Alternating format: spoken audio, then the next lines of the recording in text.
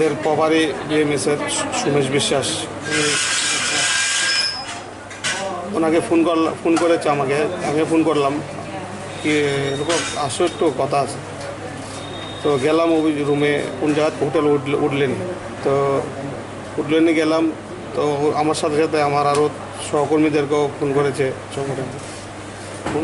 বলছে যে গেলাম, গিয়ে দেখি তারা রুমের মধ্যে আরও 4-5 জন লোক নিয়ে বসে কি প্রিপ্ল্যান চেক নিয়ে কি কথা বলছে। তখন আমরা ঢুকে দেখলাম কী হয়েছে, দাদা কথা বলছে, কথা বলার মাধ্যমে হয়তো বা সংগঠনের কালকে আপনারা জানেন আগামী কাল যে সংগঠনের যে একটা কমিটি হয়েছে বিএমএসের, সেই কমিটি হওয়ার যে লোকগুলি নাম করেছে, সে নামগুলি তো জানেনই, সব ঘোটালা, বিগত দিনে ঘোটালা করেছে, এখনও তাদের ঘোটালা লোকে তাদেরকে কমিটির নাম রাখছে।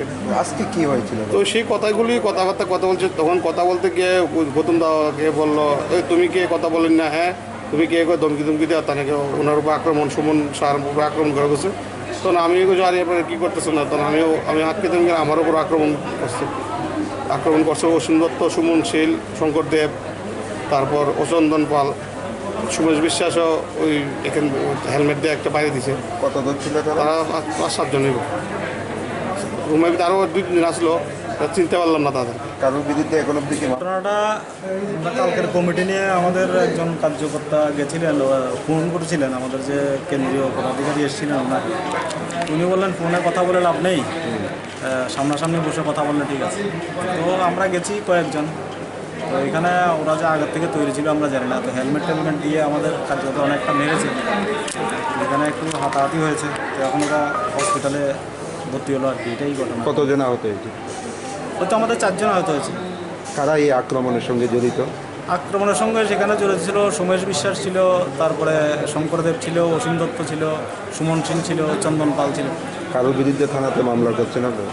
গেছে আমাদের একটা কার্যকর্তারা গেছে ওইখানে থানাতে মামলা করার জন্য। কি মনে হয় এই আক্রমণের পেছনে কি কারণ রয়েছে?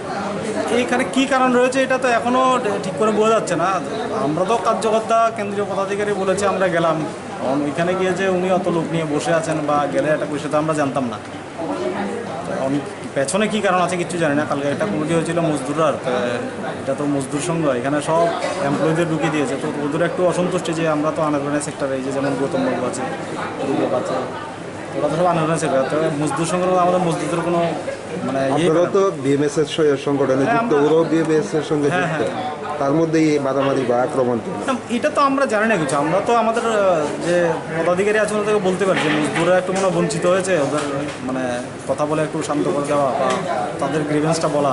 আর আমরা তো বাইরে বলে না, দাদা বলেছে হোটেলে যে তার আমরা বাইরে এসে পড়ছি, কিন্তু ওনারা যে এমন ঘটনা করবেন এটা তো আমরা জানি না, আগের থেকে যে প্ল্যান করা ছিল ওনাদের।